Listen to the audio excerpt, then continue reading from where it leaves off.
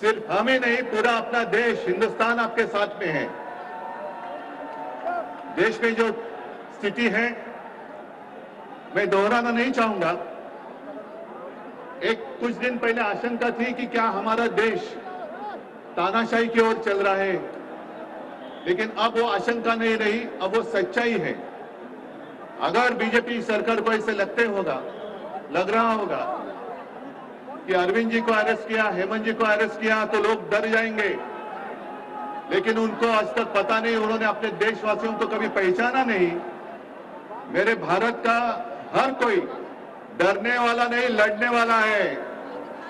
और अगर हिम्मत है तो बाकी आपकी सारी एजेंसीज हैं, ईडी, सीबीआई, इनकम टैक्स, जैसे हम इंडिया गठबंधन बनाकर सबके सामने आए हैं, अगर आप में हिम्मत है तो बीजेपी को मैं कहता हूं, चुनौती देता हूं कि बाकी सारी लोगों को छोड़ दो, आप सीधा आपके बैनर पर लगा दो कि बीजेपी के साथ जो 3 साथी पार्टी है वो ईडी, इनकम टैक्स और सीबीआई है।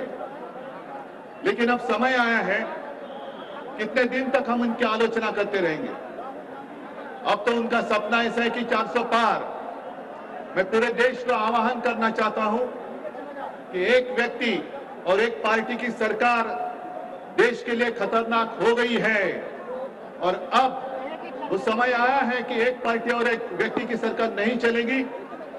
पूरे देश को मैं आह्वान करता हूं कि हम सबको अब चाहिए, मजबूत देश चाहिए, और मिलीजुली सरकार हमें लानी ही होगी। देश में जितने सारे प्रांत हैं, जितने सारे राज्य हैं, उनका सम्मान करने वाली सर्वतोमुखी सरकार अगर हम लाते हैं तो ही देश बच सकता है, नहीं तो फिर आपका सवाल है, आपका भविष्य आप किसके हाथ में देना चाहते हो? हम सारे आए हैं चुनाव के प्रचार के लिए नहीं आए हैं, हम प्रजातंत्र की रक्षा के लिए आए हैं। और कैसी सरकार है? अरविंद जी के ऊपर इल्जाम लगा दिया, डाल दिया जेल में। हेमंत जी के ऊपर इल्जाम लगा दिया, डाल दिया जेल में। ये कौन सा तरीका है? इनके पास जितने सारे लोग हैं, मैं आपके सामने आने से पहले कुछ पत्रकारों के साथ वार्तालाप कर रहा था, और उन्होंने कहा कि उद्धव जी अब उन्होंने इनको साथ में ले लिया, उनको साथ में ले लिया।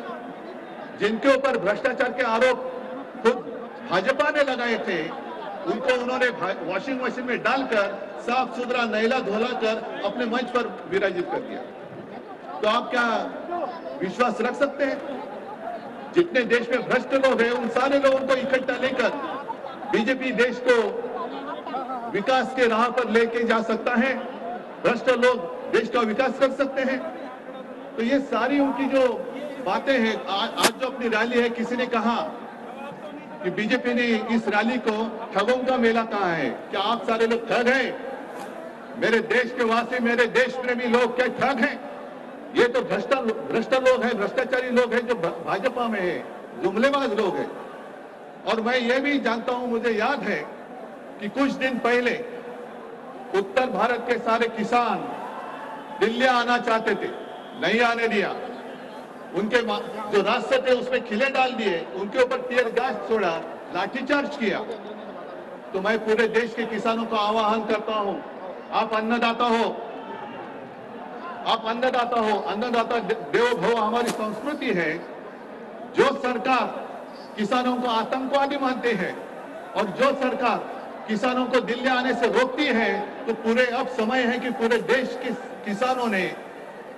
किसानों को आतंकवादी समझने वाली भाजपा सरकार को दिल्ली आने से रोकना होगा। जैसे आपकी राह, उन्होंने आपके रास्ते दिल्ली आने से रोकी थी, वैसे आप किसानों ने बीजेपी को दिल्ली आने से रोकना ही होगा।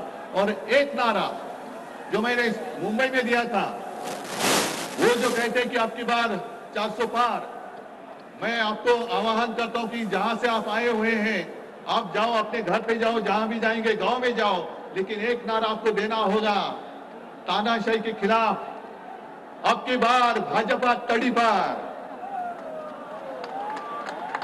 अब की बार भाजपा तड़ी पार। और ऐसे तानाशाही करने वाली सरकार अब हम दिल्ली आने नहीं देंगे, यही शपथ लेकर आगे हमें जाना होगा। और फिर से एक बार सुनीता जी, कल्पना जी, आप चिंता मत करो, पूरा देश आपके साथ है, आप लड़ाई जीतेगी और हम सब लड़ाई जीतेंगे। प्रजातंत्र जितेगा। जय हिंद, जय महाराष्ट्र। बहुत बहुत धन्यवाद। मैं एक रिक्वेस्ट सब साथियों को करना चाहता हूं कि जब सीनियर लीडर्स बोल रहे हो तो उनकी बात को आप ध्यान से सुनिए।